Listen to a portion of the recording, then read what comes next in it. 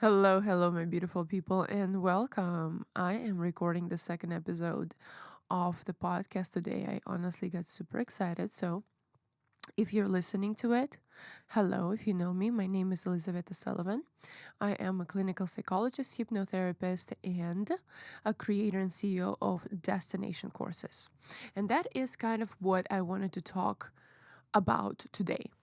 I got this very interesting thought. And for a long period of time, I have been calling myself a psychologist. If you don't even know, but on my Instagram, it says hot psychologist over there. And I loved it. I was like, okay, well, people obviously, know who psychologists are. So why not call myself a hot psychologist? And I still love that.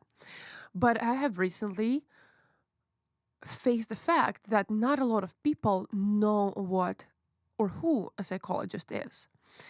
And I thought about it, or that thought crossed my mind when I was sitting in my gestalt supervision.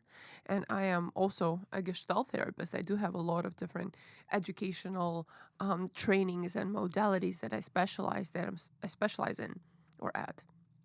And I was sitting in my gestalt group. By the way, guys, this is like really early right now. I think it's 7 a.m. or 6 a.m. and I'm recording my podcast. So please, please forgive me.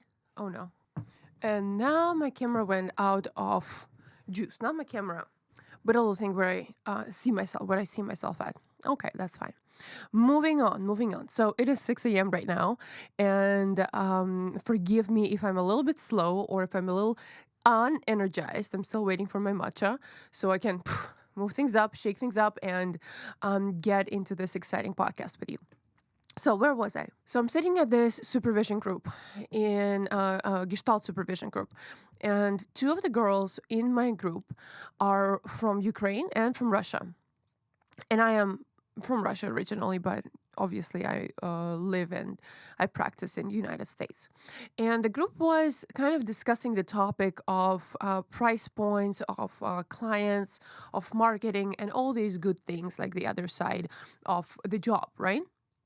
So one of the girls asked me, she's like, well, obviously, in America, from what I know, everybody knows who a psychologist is, right? Everyone knows therapists. Everyone goes to therapy. It's such a marketed, well marketed, a famous, well known job. Everyone knows what they're doing. And I'm sitting over there and I realized in that moment that no, it is actually not.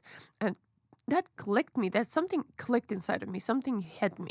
I realized that not many people know honestly what psychology is and what and how you can implement psychology and psychologists and why you even go to therapy, right?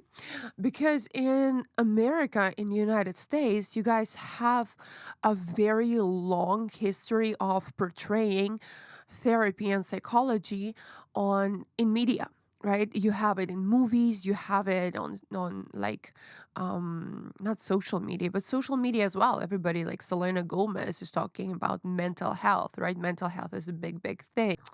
So yeah, it's like this big thing, and Selena Gomez is talking about mental health, and all the celebrities are raising topic about or raising the topic of mental health, and you have movies such as Bob, I think it's called. I think it's called Bob. I don't know, but I'll try to insert it. If you're watching the video of that on YouTube, I'll ask somebody to insert the picture of that movie. You know that older movie, My Therapist is Bob, or like, hey Bob. I don't know. Forget what the name of it is. Or the more recent TV series, I believe it was on HBO, but the Shrink Next Door, right? With two of amazing actors, Paul Rudd and the other one. Obviously, no Paul Rudd because of Marvel.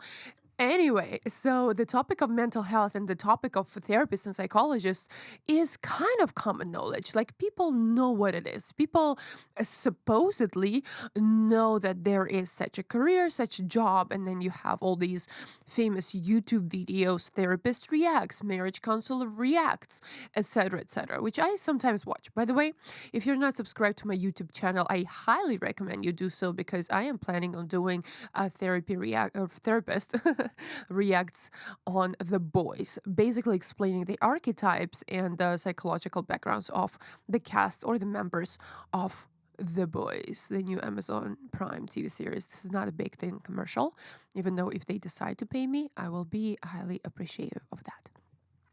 So yeah, and I'm sitting over there in this therapy session, in the gestalt therapy session, supervision session, and I'm realizing that, wait a second, US really does have that very long idea, portrayal of therapy, but I really, really doubt that people actually know what it is and what it's for.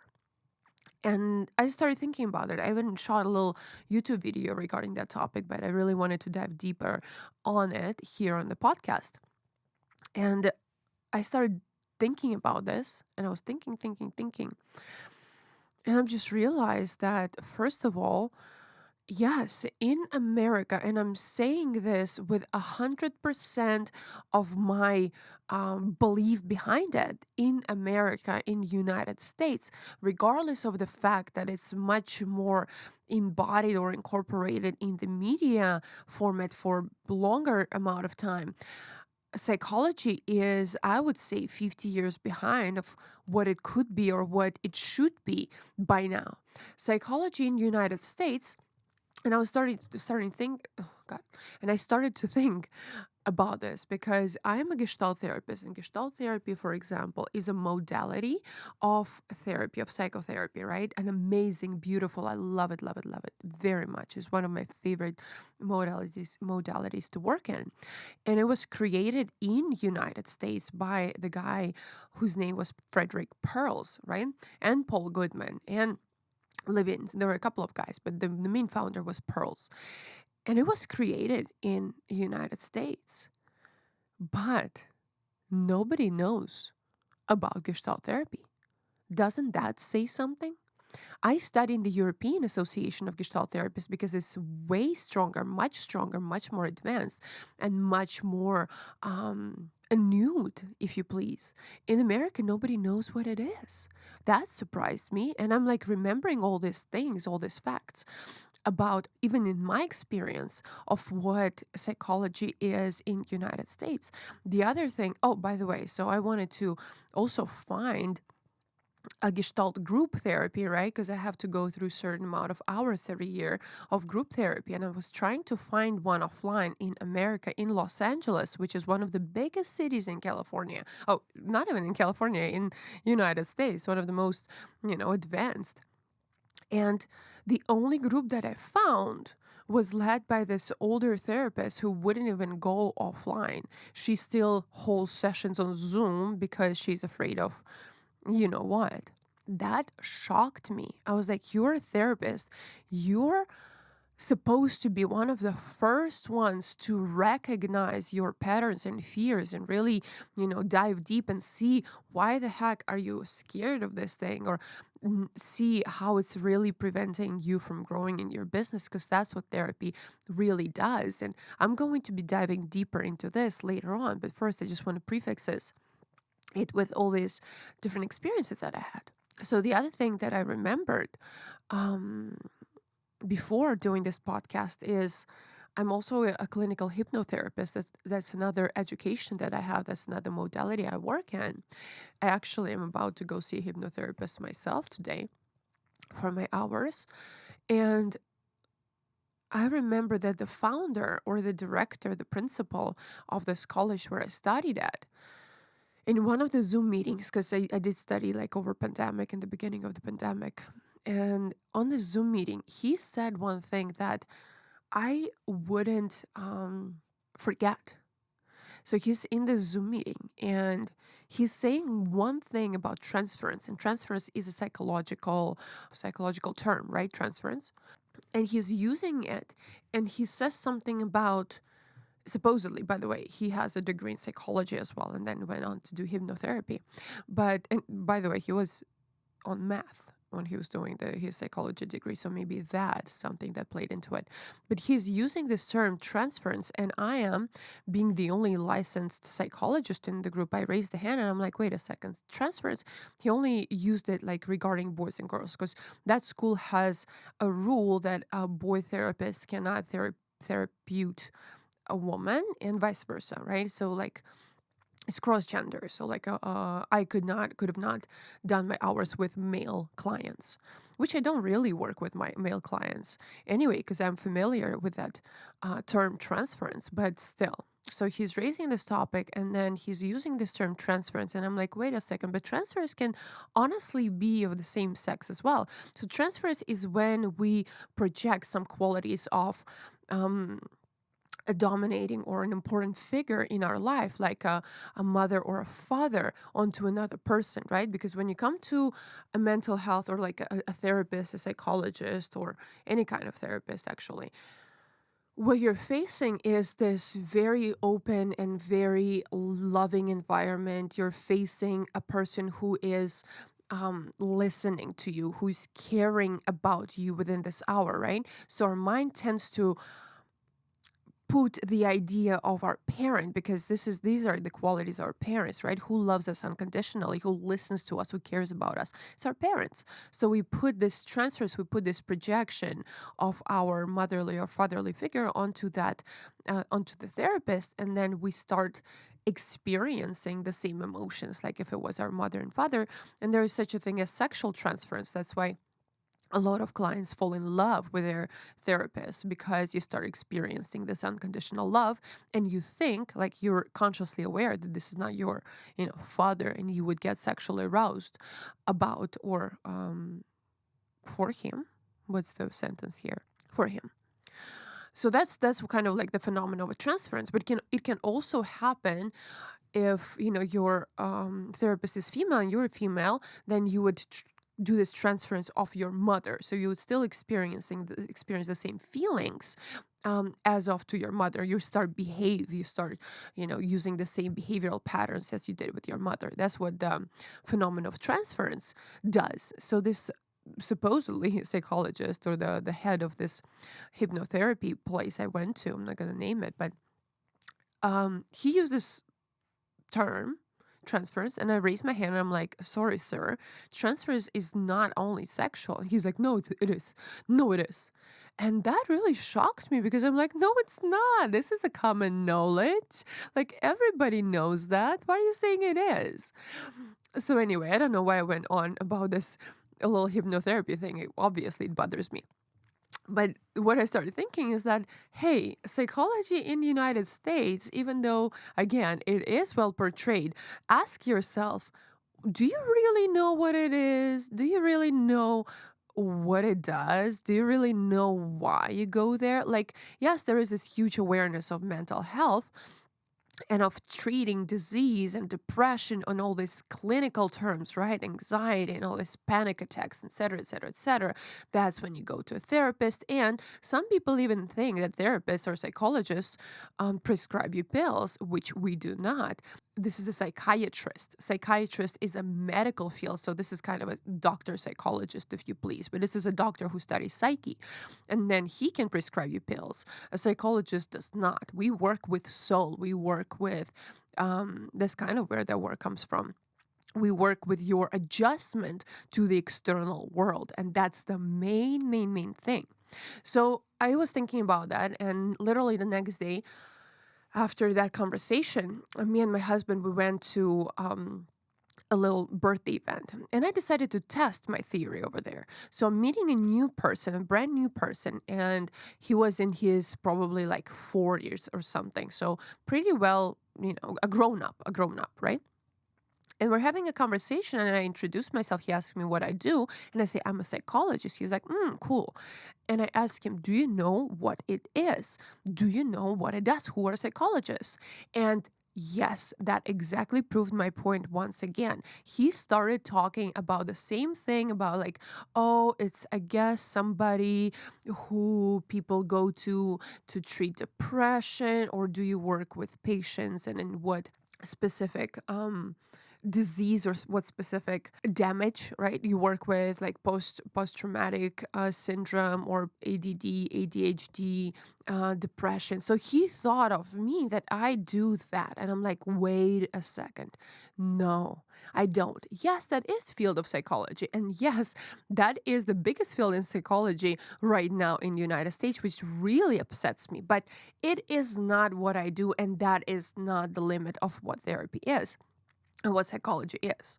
And here we're finally diving into what I wanted to share with you guys is why you go to a therapist, why you should go to a psychologist. But again, big red flags. Make sure you know who you're going to or somebody you've been referred to. So to explain what psychologist does, what I do, what I'm bringing to United States as well, is that psychology is the biggest life hack you can have. If you remember the game Sims, that simulation of life, because I used to play that as a kid, my millennials over here, you should remember that. There was a cheat code that said motherload. So you type in motherload and you get like $50,000 or whatever the Sims money currency was. So you get this $50,000 on top.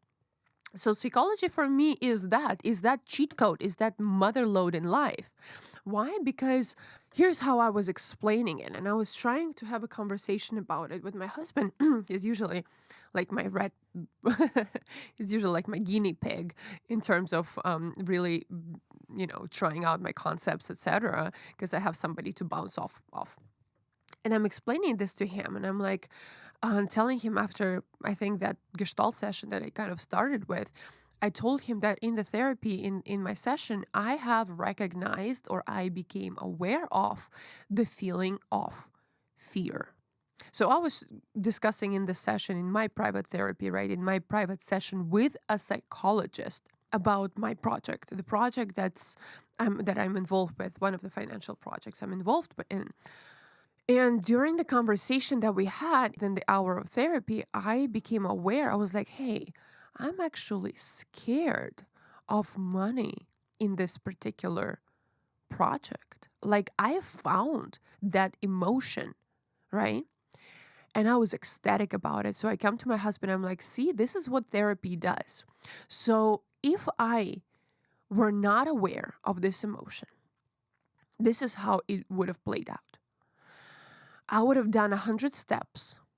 I would have put a lot of money and energy and time, right? Because that's how much resources it takes to do 100 steps. Think about that, right? Even physical steps is going to require time and energy from you to do them. So I'm going to do these 100 steps. And along the way, without being aware of my feeling of fear, without being aware of something that internally is blocking me, I will be playing out all these negative scenarios, because what fear does, it will hold you back from some outcome. So fear, I like to say that it's always the opposite side of the coin for a wish. So if you want something, a wish, always, if it's not coming true, there is the other side of that coin, which is fear. And that fear is holding you back from achieving that. So that's what fear does. Maybe I should do like a completely separate podcast on that topic. But if I were not aware of that fear, it doesn't mean it's not there. It's like these cockroaches or rats in your attic, right? If you don't see it, doesn't mean it's there. It doesn't go away in any sort, shape, sort, or form, right? If that even was right, the way I said it. Again, it's really early in the morning, but I think I'm getting into it. I'm getting warmed up. Or if you swipe dirt underneath the rug, you don't see it, but it's still there. Oh yeah, it is. You're just not aware of it. So if I were not aware of that fear, it wouldn't mean that it's not there. So I would be doing this 100 steps, playing out all negative scenarios until some part of me would have recognized it and adjusted my behavior slightly, learning on my mistakes constantly. Now that I know about my fear, I know exactly what that barrier is, and I can go and work with that precisely and directly, and then it's going to clear out my path. And instead of doing 100 steps, I would do 3 steps to my outcome. Does it kind of make sense? So that's what therapy does.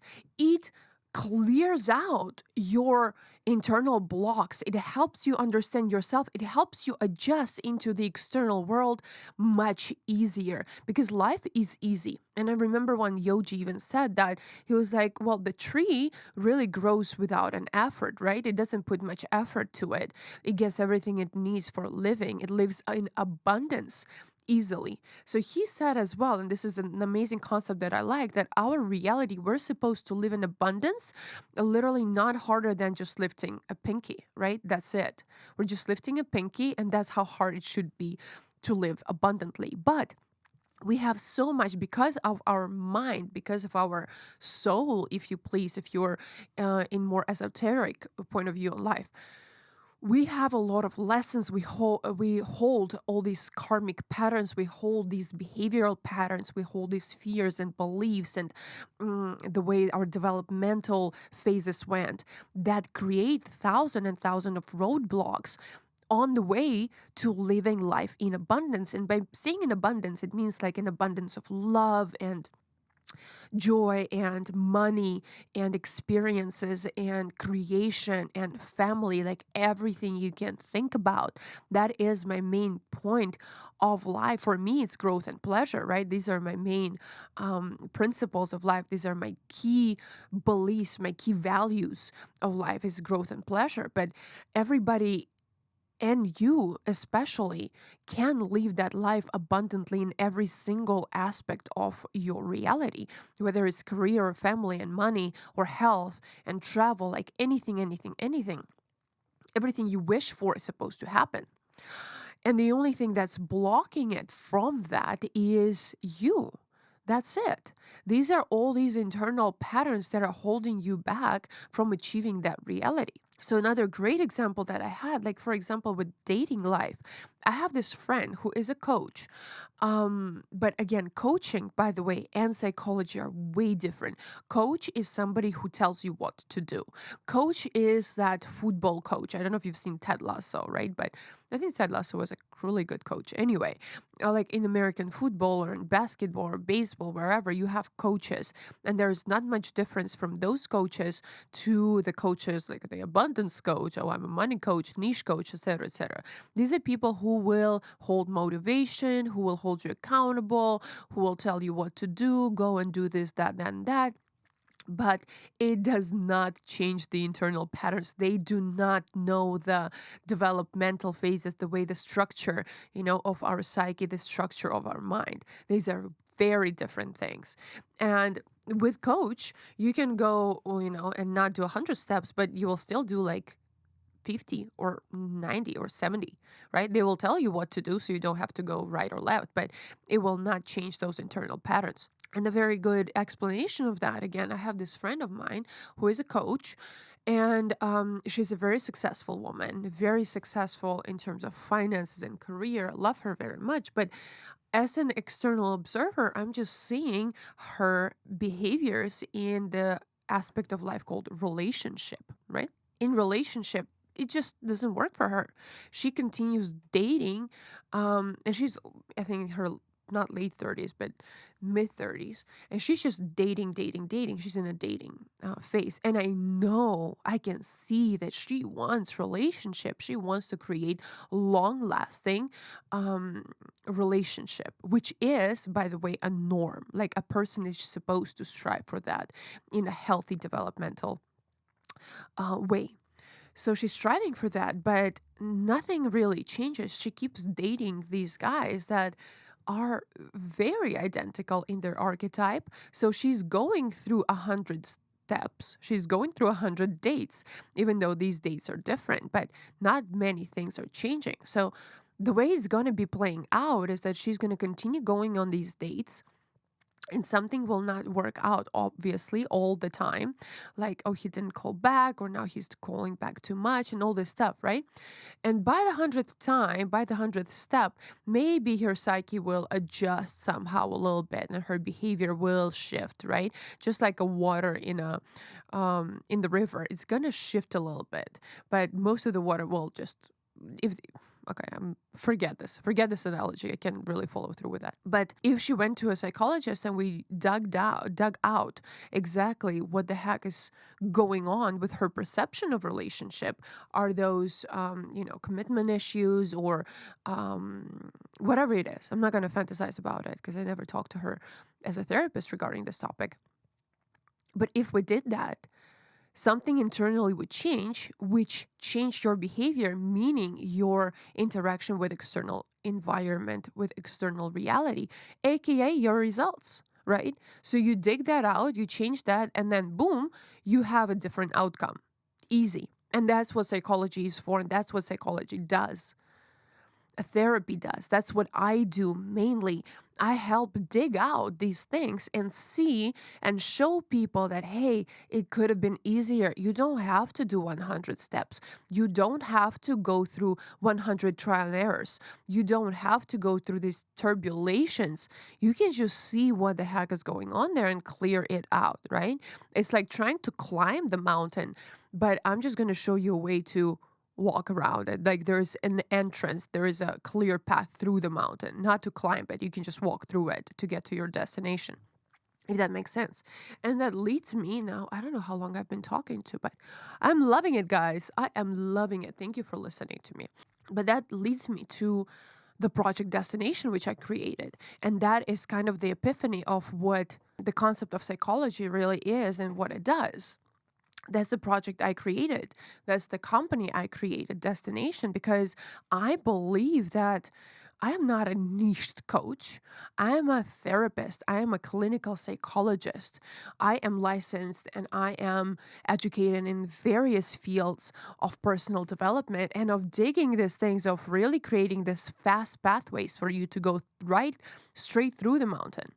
I was like thinking about it, and I was in private practice for a while, but then I realized that, hey, I just want to give people tools. I want to help people really expand in different areas of life, right?